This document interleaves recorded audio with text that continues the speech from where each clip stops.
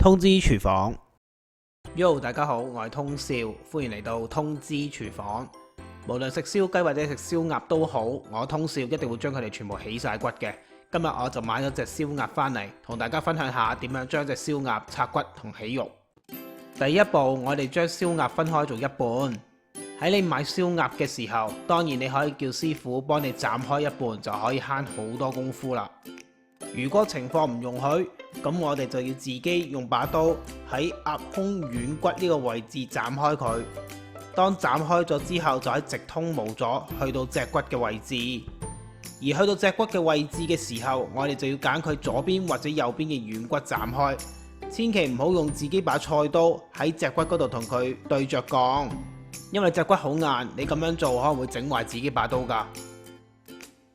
斬開咗之後，我哋就選擇其中一邊嚟處理。首先我哋處理鴨翼呢一部分，喺佢關節位嘅位置，我哋用刀首先將佢切開，將鴨翼切走。鴨翼呢部分其實好硬嘅，我自己就唔係好中意食，我直接拎去熬湯嘅。如果你想食嘅話，可以將佢起骨，攞啲肉出嚟。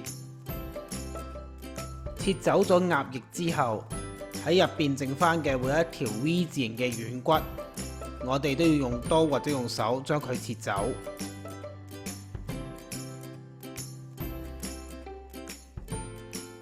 跟住就輪到燒鴨腿呢一部分，我自己就淨係會將燒鴨腿呢個部分留起，唔會將全隻嘅燒鴨腿切走嘅。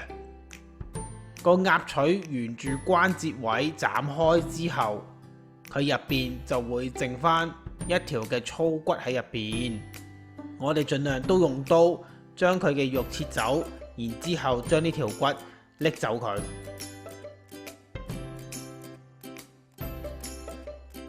而家就正式開始同隻鴨拆骨同起肉。我哋首先用把刀沿住胸骨呢個位置，不斷咁將啲肉同骨一度解開佢，然後你一度咁樣推進落去。基本上呢個時候冇嘢可以阻住你，只要你見到有骨黐住肉嘅地方，用把刀解開佢，慢慢一路咁樣推進落去，就可以將所有嘅鴨肉同啲骨分開。見到嗎？起晒肉之後，隻燒鴨都係一樣完整無缺，幾靚仔。而家我哋就將鴨肉分開三大部分。第一部分就係燒鴨胸嘅肉，第二部分就係燒鴨腿嗰邊嘅肉，而第三部分就係所有其他剩餘落嚟嘅肉。燒鴨嘅肉我哋分類好之後，就將佢切件。然之後等陣間就愛嚟排上碟度，其他部分你點樣切其實都冇乜所謂。不過鴨胸嗰部分我哋就俾啲心機去切得幼細一啲，特別係如果你可以將佢切成薄片嘅話，等陣間用嚟排碟嘅時候，佢個賣相就會更加靚。而另外嗰半隻燒鴨，我哋重複翻以上嘅步驟，將佢拆骨起肉。咁基本上成隻鴨嘅拆骨起肉步驟就已經完成啦。依家就開始同佢排碟。首先喺碟上面，我哋放上燒鴨腿同埋第三部分嘅肉，即係其他所有肉類嘅部分。呢部分嘅肉呢，通常都唔靚仔嘅，有啲就冇皮，有啲嘅形狀就岩岩慘慘咁嘅樣。我哋先將呢啲唔係好靚嘅肉放喺個碟度，同埋啲燒鴨腿做一個地基先，然後就鋪上第二部分嘅鴨肉，即係燒鴨腿嗰部分。呢部分嘅鴨肉比較靚仔少少，通常都會連埋皮，不過形狀仍然有啲參差不齊。我哋就將佢放喺第二層。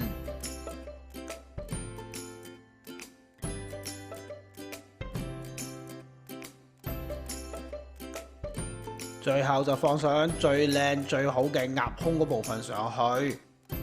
如果大家之前用心機將鴨胸嘅肉切得非常之整齊靚仔嘅話，咁喺呢度放上個頂度，就會令個賣相更加吸引。搞掂好晒，排好碟之後，我哋就要慢慢檢查下，睇下啲咩地方做得唔夠靚，之後用手慢慢執翻靚佢。咁我哋嘅燒鴨依家就排好碟咯。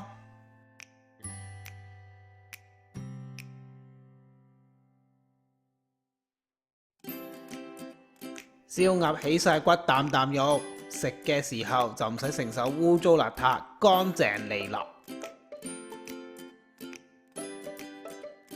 起咗出嚟嘅鴨骨千祈唔好抌咗佢，記得睇翻我之前拍過一條短片，整一個萬用嘅火鴨湯出嚟。呢個湯就咁飲或者愛嚟煮餸都非常之好用噶。睇晒成條片都仲有嘢唔明嘅話，歡迎你嚟到我 Facebook 嘅專頁或者 YouTube 呢度留言俾我。如果大家中意我嘅短片，希望你會俾個 like 同埋 share 俾你身邊嘅朋友，仲要訂閱我嘅頻道支持下我。訂閱完之後記得要撳埋隔籬個鐘仔，咁樣你先會收到我最新嘅通知噶。我哋下次再見啦，拜拜。